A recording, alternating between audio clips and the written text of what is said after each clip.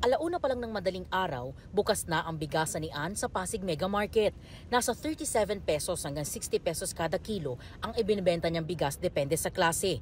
Ang presyo ng kanyang mga imported na bigas nasa 43 hanggang 45 pesos. Simula ngayong araw, July 16, epektibo na ang utos ng Department of Agriculture o DA na ibaba ang maximum suggested retail price o MSRP para sa mga imported na bigas. Ang MSRP sa 5% broken rice na dating 45 pesos kada kilo, 43 pesos na lang. Handa raw na magpalit ng presyo sa kanilang tindahan si Ann.